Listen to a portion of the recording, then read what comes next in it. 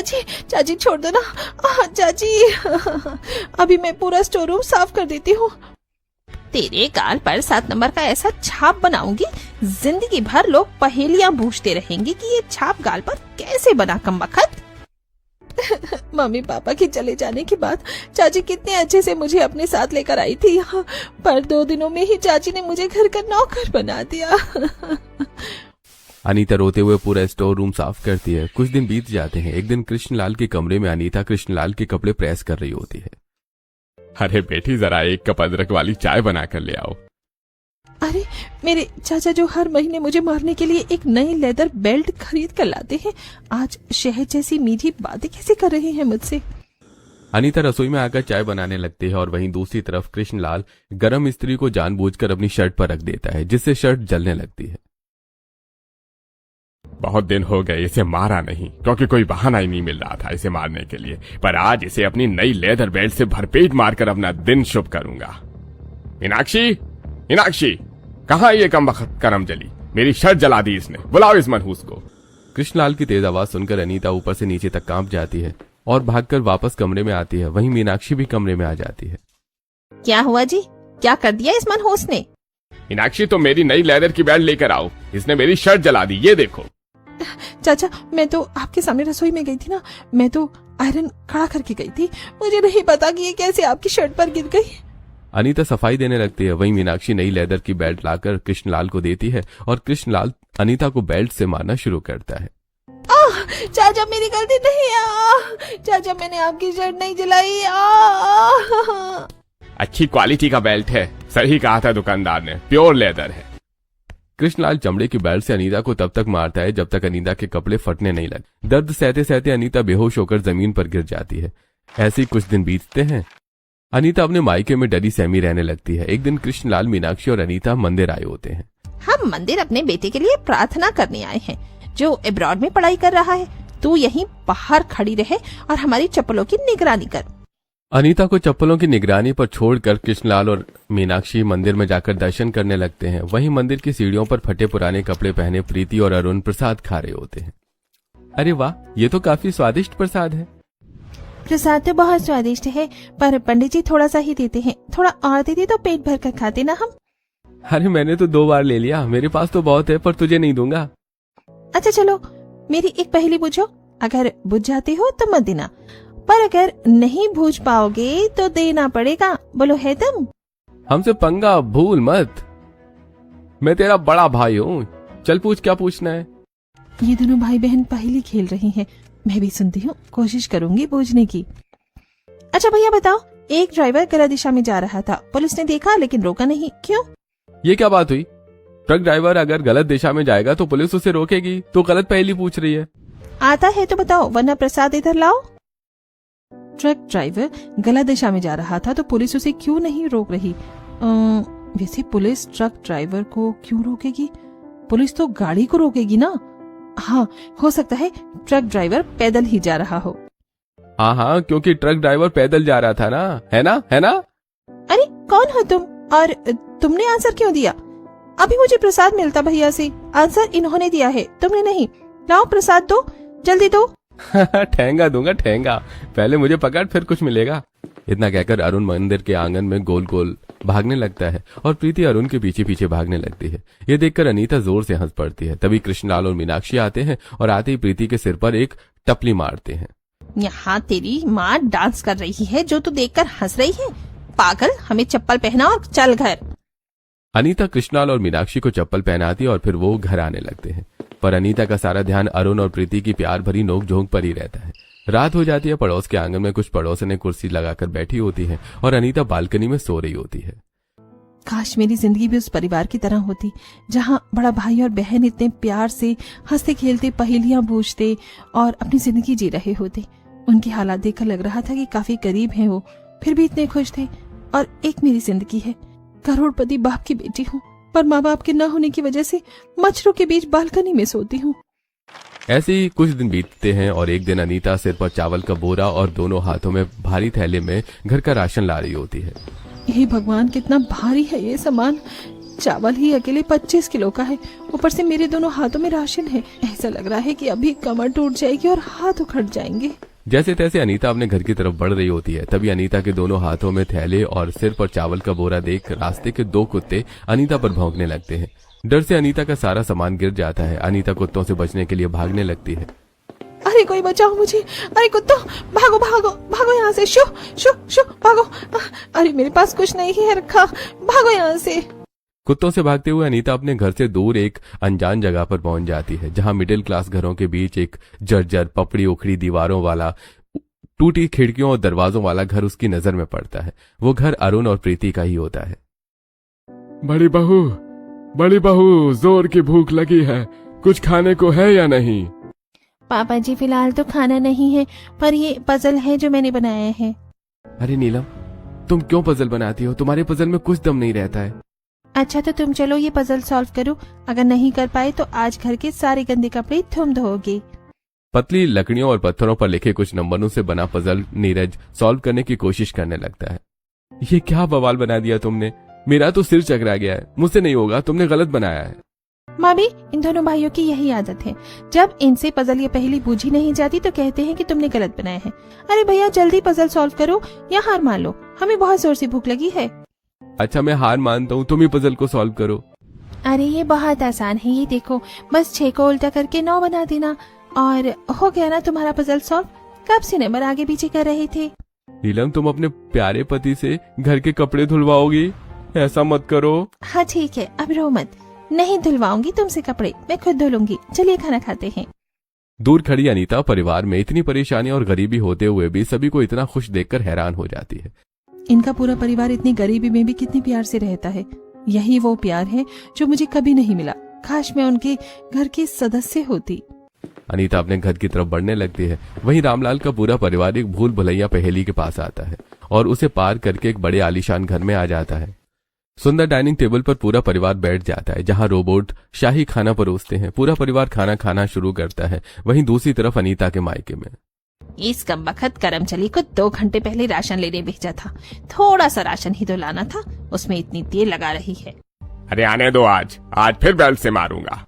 किसा भैया, किसा बेल्ट से मारने की बात कर रहे हैं आप? मयूरी, तू यहाँ कैसे? किसी को नहीं, किसे बेल्ट से मारूंगा? मैं यहाँ कैसे? ये छोड़िए, पहले ये बताइए कि बड़े भैया की बेटी अनीता कहाँ है? वो तो अपनी सहेलियों के साथ बाहर गई है। तभी अनीता सिर पर चावल का बोरा और राशन का दूसरा सामान लेकर घर पहुंचती है, जहां मयूरी खड़ी होती है। अच्छा, तो ये भेजा है आपने अनीता को अपनी सहेलियों से मिलने?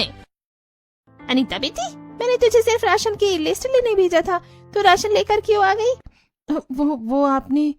अरे बेटी छोड़ ना, 2 रुपए लगते हैं तो लगने दे। भाड़े के चक्कर में इतनी मेहनत मत किया कर। देख तेरी बुआ आई है। भैया भाभी, मैं दूध पीती बच्ची नहीं हूँ, क्या आप लोगों की बातों में बहक जाऊंगी? अगर अनीता आप लोगों पर बोझ बन रही है तो इसकी शादी करवा दीजिए और किसी अच्छे ससुराल में इसे भेज दीजिए। मैं अमेरिका में रहती हूँ, वहाँ अनीता को नहीं लेकर जा सकती, इसलिए आप लोगों को समझाने आई हूँ। मैं फिर आऊंगी या सीधे पुलिस भेजूंगी। मयूरी अनीता को गले लगाती है और अनीता के हाथों में कुछ शगुन रखकर वापस चली जाती है। शाम को मीनाक्षी और कृष्णलाल पड़ोस के एक मंदिर में पंडित दीनदयाल से अनीता के रिश्ते की बात करते हैं।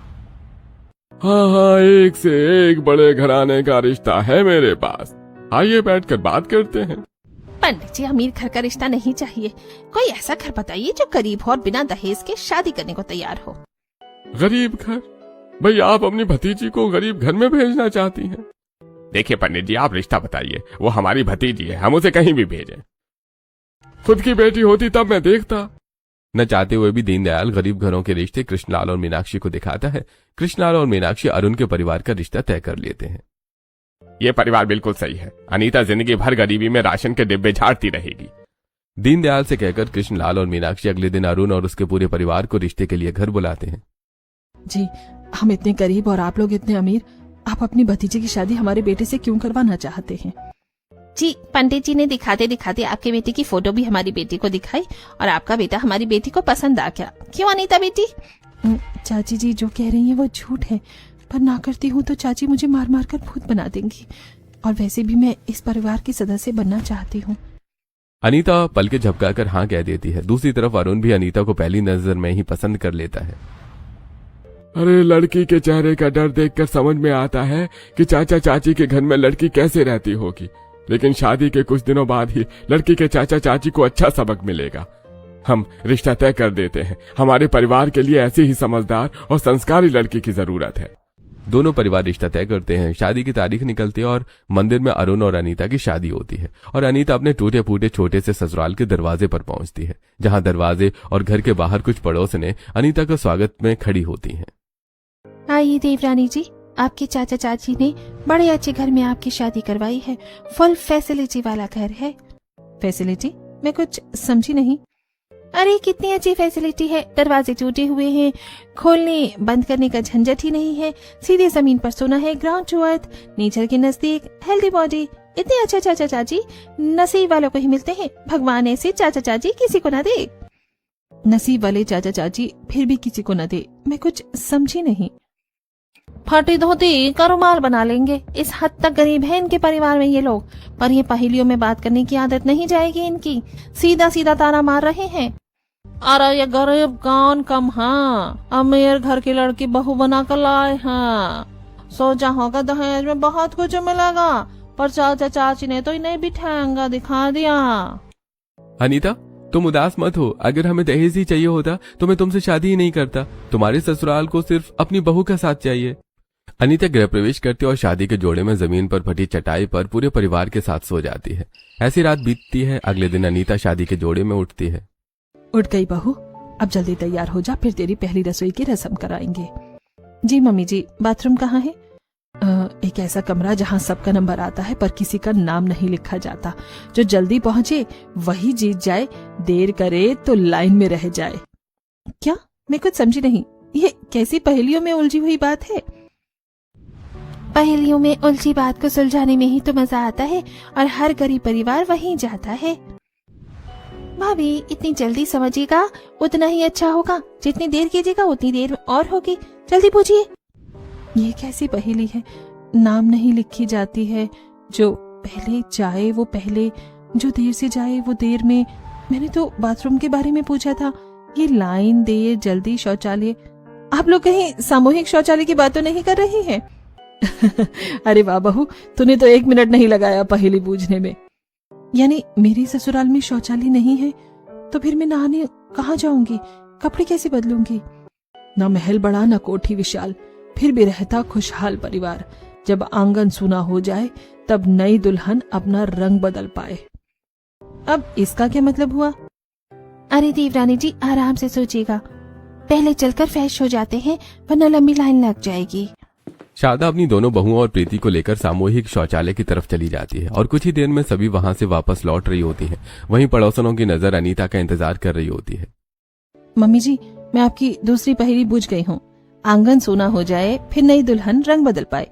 इसका मतलब जब घर खाली हो जाएगा तब मैं नहाकर कपड़े बदल लूंगी, यानी सभी घर से बाहर निकल जाएंगे और मैं घर में ही नहाकर कपड़े बदल लूंगी। बिल्कुल सही बहू, यही रीत है तेरे गरीब ससुराल की। और तेरे ससुराल वाले इतने बड़े बेशर्म हैं कि अपनी ये बेशर्मी भी पहेलियों में बताते हैं। बहू ये बेशर्मी नहीं, हमारी मजबूरी है। छोटा सा घर है हम गरीब परिवार का, ऐसे में हम कहाँ बाथरूम बनाएं, इसलिए हमें मजबूरी में ऐसा करना पड़ता है। मम्मी जी मैं अब समझ रही हूँ, मुझे इसमें कोई परेशानी नहीं क्योंकि आपसे ये मेरा ही ससुराल, मेरा संसार है। अनीता का जवाब सुनकर पड़ोसनों के मुंह पर ताला लग जाता है। वहीं अनीता के ससुराल वाले घर के बाहर निकल जाते हैं और अनीता घर में नहाकर अपनी जेठानी की एक पुरानी साड़ी पहनती है, क्योंकि कृष्णलाल और मीनाक्षी ने अनीता को विदाई में 2 जोड़ी साड़ी तक नहीं दी थी। इसी तरह घर के सभी सदस्य तैयार होते हैं और फिर अरे अब तो सभी तैयार हो गए हैं। अनीता अब तुम जल्दी से अपनी पहली रसोई बनाओ, बहुत भूख लगी है। हाँ, पर पहले ये तो बताइए कि मैं अपनी पहली रसोई में क्या बनाऊं? अरे बहू, गोल गोल गली रस से भरी, मुंह में जाते ही मचती खलबली। जल्दी पूछो और बनाओ। उफ, पहली रसोई में पहेली? ससुराल के पहले ही दिन मैं इतनी पहेलियां बूझी हूँ कि समझ ही नहीं आ रहा मेरी पहली रसोई पहला दिन है या पहेली दिन है। अरे क्या इतनी पहेली पहेली कर दी कि मैं पहेली ही भूल गया। अब जल्दी से पहेली बूझो और पहली रसोई बनाओ। रस से भरी गोल गोल गली, अरे ये तो बहुत आसान है। जलेबी, हाँ जलेबी गोल गोल होती है, रस से भरी होती है। अरे बहू जब समझ गई तो जल्दी बनाओ, क्यों बच्चे के मन को तड़पा रही हो? अब बच्चा कहाँ है यहाँ? देवरानी जी, आदमी का मन 55 के बाद बचपन का हो जाता है और ससुर जी तो 60 साल के हैं, इसलिए ससुर जी का मन 5 साल के बच्चे जैसा है। ये सुनते ही अनीता जोर से हंस पड़ती है और फिर अनीता अपने घर की छोटी सी रसोई में आती है और चूल्हा जलाकर जलेबी बनाने का सामान निकालती है, जहाँ सिर्फ एक मुट्ठी मैदा, थोड़ी सी चीनी होती है। रसोई में तो सिर्फ मुट्ठी भर मैदा और थोड़ा सा ही चीनी है। इतनी से अगर जलेबी बनाऊंगी तो सभी के हाथ में सिर्फ एक एक जलेबी आएगी। बहू, पहली रसोई में मीठा बनाना शगुन होता है और हमने बस शगुन के लिए ही जलेबी का सामान खरीदा है। इससे ज्यादा पैसे नहीं थे हमारे पास, इसलिए इतनी की ही जलेबी बनाओ। अनीता बड़े प्यार से अपने गरीब ससुराल वालों के लिए जलेबी बनाती है और पूरा परिवार जलेबी खाता है। ऐसी आज का दिन बीतता है और अगले दिन पूरा परिवार हमेशा की तरह नहा धोकर तैयार होकर नाश्ता करता है। नाश्ते के बाद सभी दीवार पर टेक लगाकर लेटे होते हैं। पापा जी, जेठ जी, अरुण जी, कल भी आप में से कोई काम पर नहीं गया था और आज भी आप लोग काम पर नहीं जा रहे। आप लोग कोई काम करते भी नहीं है क्या? अरे अनीता, काम नहीं करेंगे तो पेट कैसे चलेगा? हम तो खाना खाकर थोड़ी देर लेटे थे, जा रहे हैं हम काम पर। बहू, इधर तू बाहर नल से एक घड़ा पानी लेती आ। अनीता मिट्टी का घड़ा लेकर घर से बाहर निकलती है, लेकिन अनीता को कहीं भी सरकारी नल नहीं दिखता। अनीता घर वापस आ जाती है। घर वापस आने पर अनीता देखती है कि रामलाल, नीरज और अरुण गायब होते हैं। बहू, तू बिना पानी लिए वापस क्यों आ गई? मम्मी जी, आपने तो बताया ही नहीं कि नल कहाँ है। बाहर तो कहीं नल नहीं है। और ये पापा जी, अरुण और जेठ जी कहाँ गए? अरे बहू, तूने ही तो उन्हें याद दिलाया था कि काम पर जाना है, तो वो काम पर चले गए। क्या? मैं 2 मिनट को बाहर गई और वो काम पर चले गए? अरे भाभी, तुम इतना सीरियस क्यों हो रही हो? आओ, मैंने एक नया पजल बनाया है, जरा इस पजल को सॉल्व करो। अनीता प्रीति के बनाए भूल भुलैया पजल को सॉल्व करने बैठ जाती है। भाभी, ये देखो, ये डॉग है और इस तरफ हड्डी रखी हुई है। अब इस डॉग को इस हड्डी को खाना है। इधर से तो जाएगा तो रास्ता बंद है, इधर भी रास्ता बंद है। हाँ, ऐसे जा सकता है, पर फिर यहाँ रास्ता बंद है। देवरानी जी, आप आराम से पजल सॉल्व कीजिए, मैं और मम्मी जी पानी लेकर आते हैं। अनीता को पजल सॉल्व करता छोड़कर शारदा और नीलम सब्जी मंडी चली जाती हैं, जहाँ ढेर सारी सब्जियां खरीदकर थोड़ी देर में घर लौटती हैं। ये देखिए, मैंने सॉल्व कर लिया। ये डॉग ऐसे, फिर ऐसे और फिर ऐसे जाएगा और इसे हड्डी मिल जाएगी। अरे वाह भाभी, क्या समय पर आपने पजल सॉल्व किया है। वो देखिए, मम्मी और भाभी भी आ गई। ये क्या, आप लोगों ने इतनी सारी सब्जियां खरीदी हैं? और ये टमाटर तो 80 रुपए किलो होंगे ना? और मशरूम तो शायद 120 रुपए या 130 रुपए किलो है। इतनी महंगी सब्जियां हमारे गरीब ससुराल में बनती हैं। अरे बहू, हमने तो सिर्फ 2 टमाटर और 4 आलू खरीदे थे।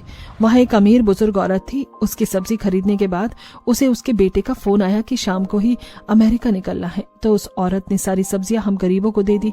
भगवान भला करे उस परिवार का। फिर अनीता अपनी जेठानी नीलम के साथ मिलकर पूरे परिवार के लिए बढ़िया और मजेदार खाना बनाती है और रात में खाना खाकर परिवार के साथ जमीन पर सो जाती है। मम्मी, और कितने दिन से पत्थर तोड़ने पड़ेंगे? पत्थर तोड़ने पड़ेंगे? पत्थर कौन तोड़ रहा है? अरे बहू, कोई पत्थर नहीं तोड़ रहा है। और प्रीति, बस कुछ और दिन, फिर हमें ये पत्थर नहीं तोड़ने पड़ेंगे। मम्मी जी, आप 2 तरह की बातें क्यों कर रही हैं? मम्मी जी, आप पहेलियों वाली बातें क्यों कर रही हैं?